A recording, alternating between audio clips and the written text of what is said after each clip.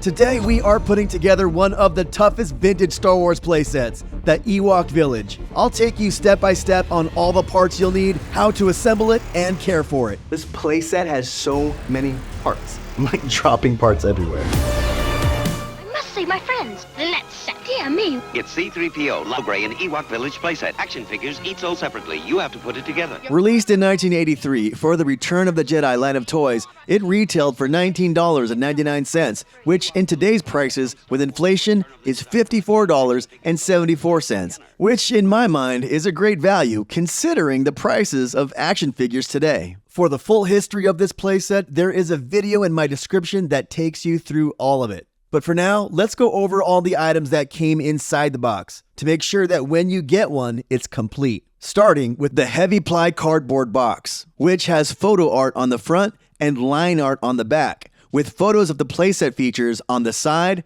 and line art of the features on the opposite side of the box. Then inside would have been the heavy cardboard insert, the Return of the Jedi mini catalog, a sticker sheet for the fire pit, the instruction sheet, the plastic vintage platform base, the foldable elevator, one large tree trunk, one medium tree trunk, and one small tree trunk, 3 platform extensions, a large one, a medium one, and a small one, a fire pit, a drum, one boulder with 1 medium string, 1 net with 2 large strings, 3 support struts, 3 railings, the split, which is in 3 parts, the rotisserie handle, and 2 support branches. The throne also comes in 3 parts, and 1 small T-cap. And it's hard to find this playset complete anywhere because of all the loose parts that this playset came with. So to find one complete, it's not rare, it's just hard.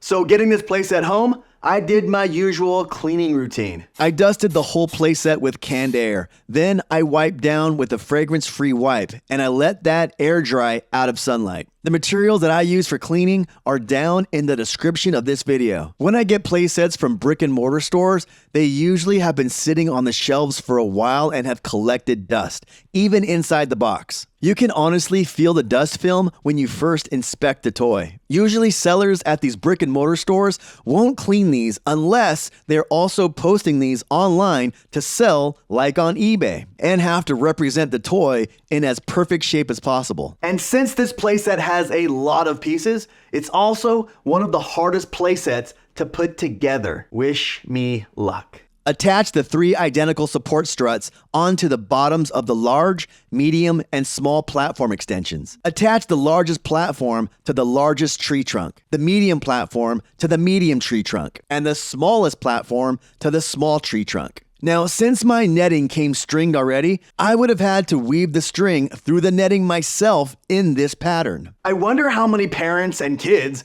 got super frustrated like on Christmas morning and just decided not to use the net and just simply throw it away.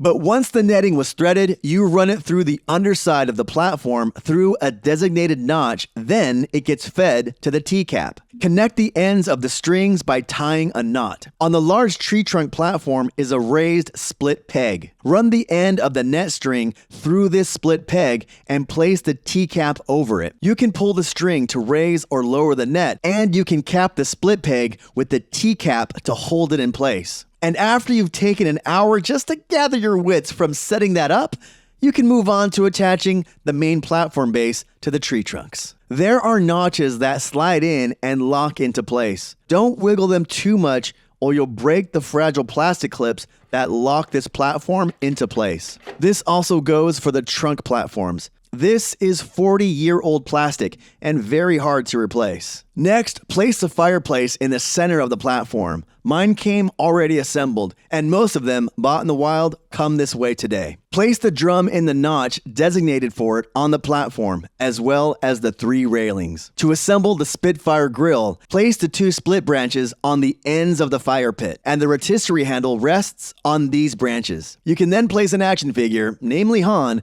onto the split for the Ewoks to dine on. The wrists of the action figure fit into the split plastic claws, and the feet rest on the T-mount. The elevator originally comes flat, but to assemble it, simply bend the piece together and the crossbar snaps in place. Simply thread the short string through the hole in the elevator crank and tie a knot to this to stabilize. Then taking the other end of the string and tying this to the elevator crossbar. You can place an action figure in the elevator and raise or lower the elevator by rotating the elevator crank. You can lock the elevator by pulling on the crank to lock it in place. On the large tree trunk, there is a branch stump at the top. This is where the boulder can be hung from. Taking the middle length string, you tie this to the end of the boulder, and on the other end, you tie this around the groove part of the branch stump. The rock can be swung to defend the village against attackers. The throne originally comes in 3 parts: the carrier, the throne base,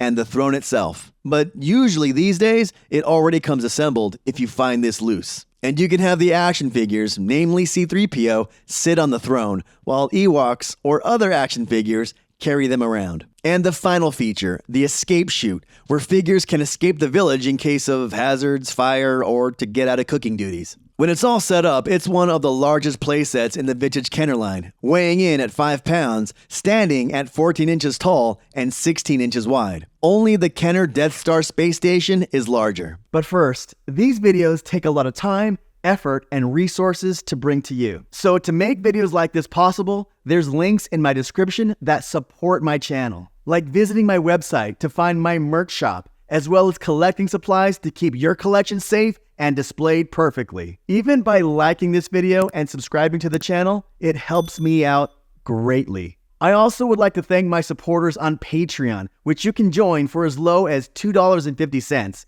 You get perks like my collecting sheets, exclusive content, member shoutouts, extra entries into giveaways, and early access to see videos. Or become a member right here on YouTube by hitting the join button. For as low as 99 cents a month, you get access to watch videos early, member shoutouts, badges, and extra entries into giveaways. Without your support, these videos would not be possible. All the links are down in my description.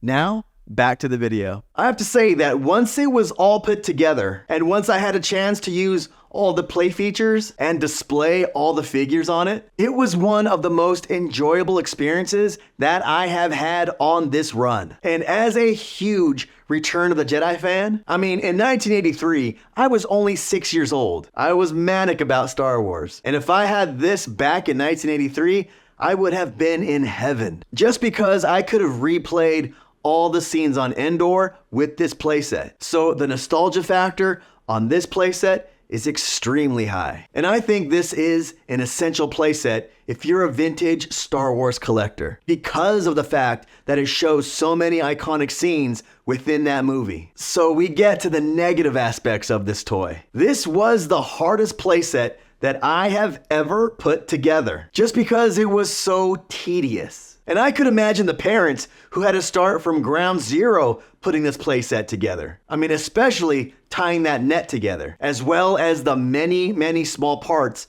to keep track of. And I could have seen kids back in 1983 getting completely frustrated with this toy. So I can't say that this is the most kid-friendly playset out there. It's a highly durable toy, but with all the small parts and the fact that you had to put so much of it together, it's great looking. It may be a beautiful playset, but as they say, beauty is pain. And there's also the fact that when the Robin Hood Prince of Thieves playset came out, it included a nice canopy of trees, and this does not include that. It looks like a dead forest. And on Endor, we knew how lush it was. So I'm bummed that this design never came with a nice canopy of trees. But here's another positive. The fact that there was also an Ewok cartoon line of toys, you could definitely use this playset and use that as a diorama for those toys. So it's a really compelling case for any action figure collector to get this playset. So what did you think of this playset? Do you have one? Or are you on the hunt for one right now? And did this video help you out? Let us all know down there in the comments. And as always, my friends,